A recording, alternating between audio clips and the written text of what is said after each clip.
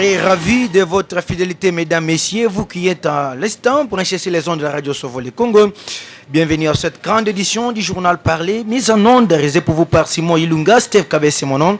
Les titres du journal. Le débat sur la modification de l'actuelle constitution de la République démocratique du Congo a refait surface après les déclarations publiques de Modeste Bahati Lukebo, membre du présidium de l'Union sacrée de la nation, la plateforme politique du président Félix Tshisekedi.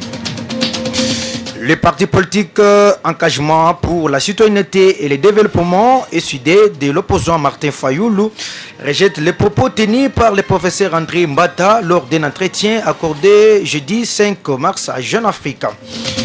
Le ministre des Sports de la République démocratique du Congo, Didier Boudimbu Tumbwanga, fait face à une motion de défiance qui doit être déposée ce vendredi 6 mars 2026 à l'Assemblée nationale de la République démocratique du Congo par les députés Alain Stallone Mavungu. Accompagné de quelques membres du bureau, le président de l'Assemblée nationale a reçu tour à tour, bien entendu, c'est jeudi 5 mars 2026, le membre du gouvernement soumis dans le cadre des consultations initiées en prélude à la prochaine rentrée parlementaire. Voilà. Tout pour les titres de ce journal, mesdames et messieurs. Restez avec nous pour en savoir plus.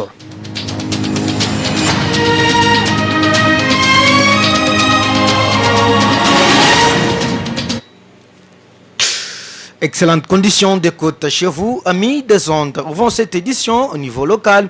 Les chefs du quartier Benamukendi Tabalayi, Meshaka Kabombo, à lors d'un entretien avec les journalistes de la radio Sauvant le Congo, appelé toute la population de cette juridiction de venir répondre massivement à un salon spécial qu'il organise ce samedi 7 mars là en cours.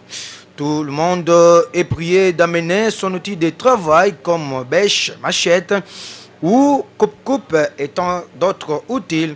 Signalons par ailleurs que malgré le pluie et tant d'autres obstacles, les chefs Meshaka Kabombo et tous ses administrés, ces administrés bien entendu, restent toujours un et indivisible afin de lutter contre les érosions et têtes de ravin qui menacent cette entité.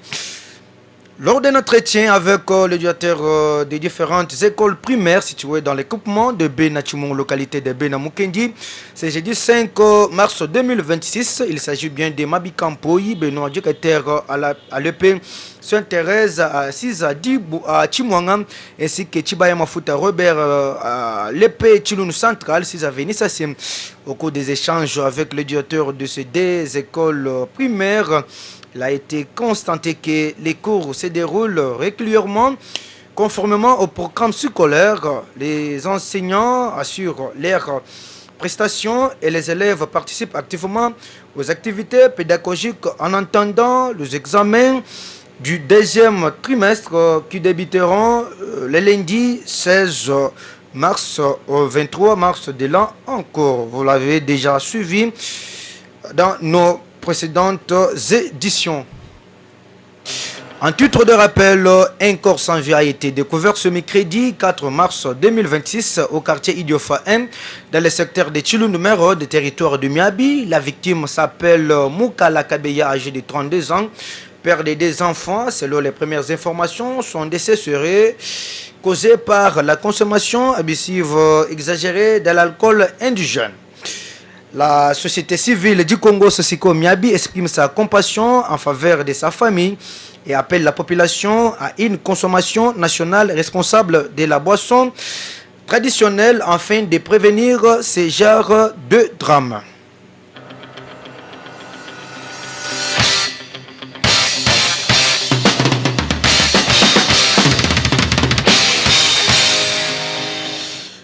Nous y sommes déjà au niveau national. Le parti politique Engagement pour la citoyenneté et le développement, SID de l'opposant Martin Fayoulou, rejette les propos tenus par le professeur André Mbata lors d'un entretien accordé jeudi 5 mars à Jeune Afrique. Dans cette interview, le secrétaire permanent de l'Union sacrée de la nation avait indiqué mener le même combat que Martin Fayoulou contre l'ancien président de la République démocratique du Congo, Joseph Kabila Kabange. Avec Martin Fayoulou, nous menons la même bataille contre l'ancien régime de Joseph Kabila.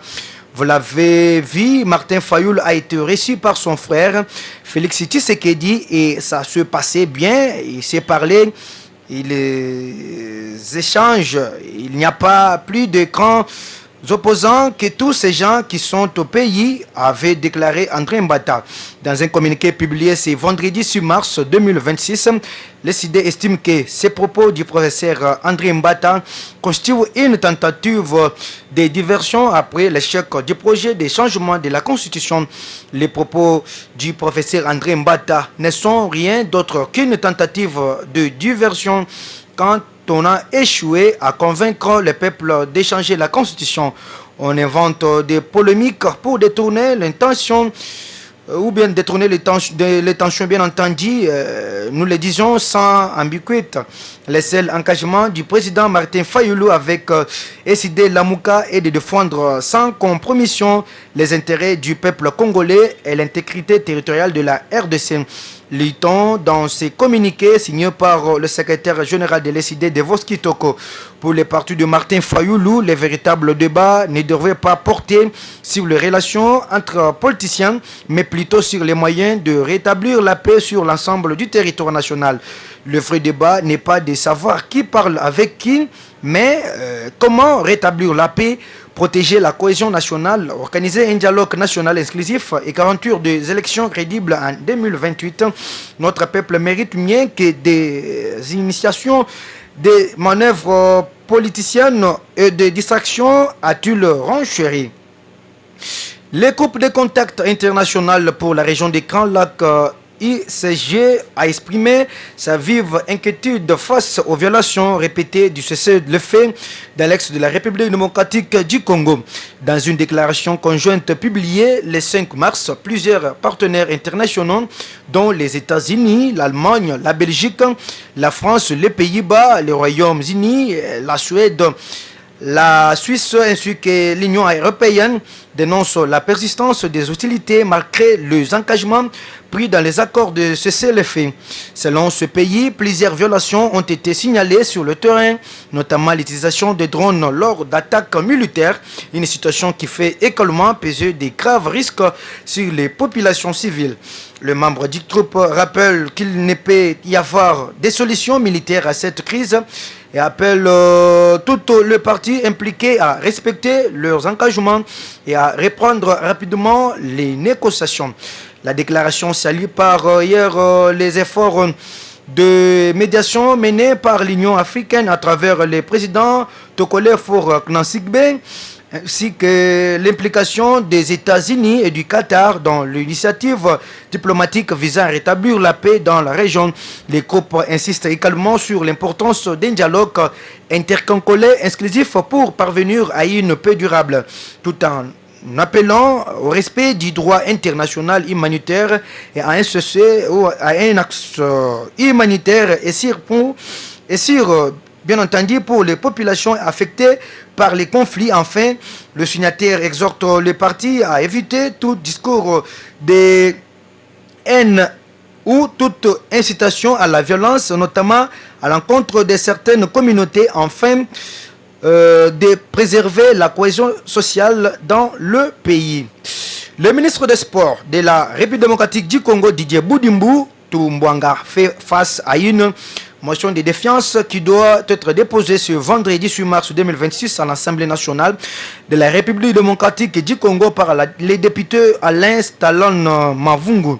Selon certaines informations, le ministre aurait déjà pris connaissance du contenu de cette motion qui énumérait plusieurs griefs à son compte, notamment la mauvaise gestion présumée des fonds publics destinés aux infrastructures sportives et au programme de développement du sport national, le manque de transparence dans l'organisation des compétitions sportives et l'attribution de subventions aux fédérations et aux clubs, l'absence d'une politique claire pour la promotion et la formation de jeunes talents, le retard dans la réhabilitation et l'entretien des infrastructures sportives, ce qui aurait freiné la participation de la RDC à certaines compétitions internationales.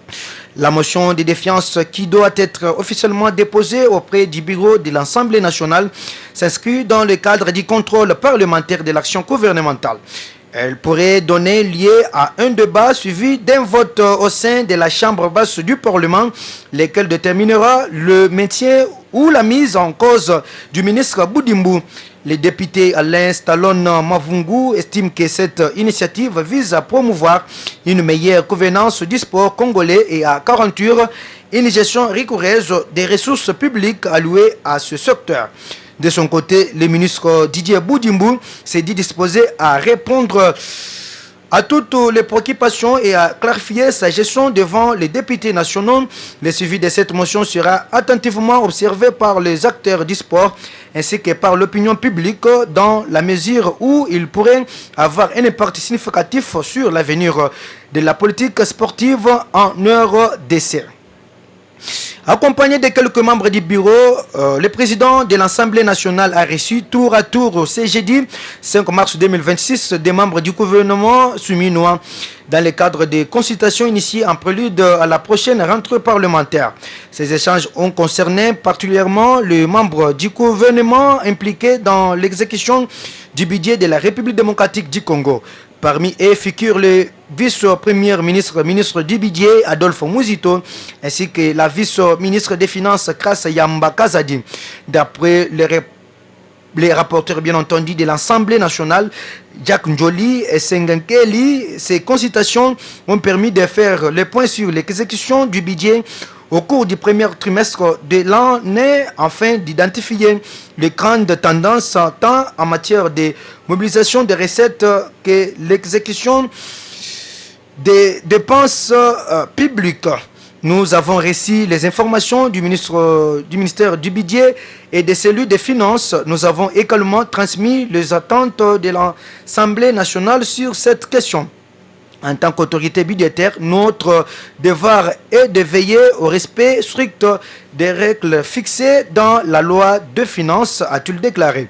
Dans cette optique, le bureau de l'Assemblée nationale a également informé le ministre des Finances que l'examen de la loi portant reddition des comptes n'interviendra plus ou moins de septembre, plus ou moins bien entendu de septembre, mais au plus tard le 15 mai, afin de permettre au Parlement d'exercer un contrôle plus rapproché sur l'exécution du budget de l'État.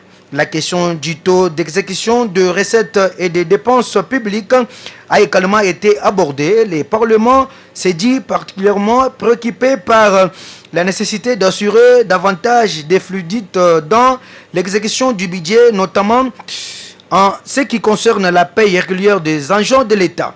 À travers ces consultations, le bureau de l'Assemblée nationale se prépare activement à la prochaine rentrée parlementaire avec un avant-projet de calendrier élaboré en concertation avec les gouvernements dans le souci de garantir un travail parlementaire efficace et apaisé. Bahati s'est pourri la vie à l'Union sacrée. Quelques élites tentent déjà un coup de force pour éjecter le deuxième vice-président du Sénat de son fauteuil. 24 heures après sa sortie médiatique controversée, Modeste Bahati est visé par une motion de défiance initiée par le sénateur Dani Kabongo. À l'origine de cette initiative, la position tranchée du leader de l'AFDC a rejetant toute révision ou modification de la Constitution. Le sénateur Kabongo fulmine, selon lui, la prise de position de son collègue constitue un manque de respect envers le président de la République autour des références de l'Union sacrée. La coalition au pouvoir, dans son argumentaire, Leli Dio Katanga estime que Modeste Bahati, au regard de ses responsabilités au Sénat et même au sein du présume de cette famille politique, aurait dû consulter les chefs de l'État avant de s'exprimer publiquement sur un sujet aussi sensible. Nous reprochons à notre collègue, le deuxième vice-président, d'avoir violé le règlement d'ordre intérieur en tant que membre du bureau et personnalité importante du présidium de l'Union sacrée, il ne pouvait pas tenir des propos déplacés à l'égard de l'autorité morale. Pour en finir complètement, mesdames et messieurs, à travers un message publié ce vendredi sur Mars sur son compte X, le président du parti politique Alliance pour les changements, Akash Jean-Marc Kabunda, s'en est vivement pris au débat sur un éventuel changement de la constitution à la République démocratique du Congo, qu'il considère comme une tentative de diversion face aux véritables urgences du pays, notamment la guerre persistante dans l'est de la République démocratique du Congo. Dans son message, l'opposant dénonce une initiative qu'il juge inappropriée au regard de la situation sécuritaire et humanitaire qui traverse le pays. Relancer les faux débats sur les changements de la Constitution pour détourner l'attention des vrais problèmes du pays et repousser les dialogues politiques exclusifs pendant que nos compatriotes meurent dans une guerre injuste et moralement inacceptable et politiquement irresponsable. Ceux qui retardent ces dialogues porteront la responsabilité historique de n'avoir pas agi à temps pour arrêter le massacre dans l'est de la République démocratique du Congo et celle de la complicité dans l'occupation de notre pays par le Rwanda. Peut-on lire sur son compte X. D'ajouter, nous tenons à rappeler à notre peuple que pendant que ce débat irresponsable se tient au sommet de l'État, une partie du territoire national connaît une annexion des faits par les Rwandais pathétiques. Le débat ou bien sur les changements de la Constitution a refait surface dans l'opinion nationale après la récente sortie médiatique de Modeste Bahati Lukwebo, président de l'EAFDC et membre du présidium de l'Union sacrée de la nation, qui s'est opposé au changement de la Constitution en RDC, évoquant que le pays n'a pas un problème de texte, le pays a un problème d'hommes. Une prise de position mal digérée du côté de l'IDPS, le parti présidentiel, en réaction de Obi Zubou, secrétaire général adjoint en charge des politiques des questions, avait indiqué le mercredi dernier que le sénateur Bahati Lukwebo s'est éloigné de la vision de l'Union sacrée de la nation.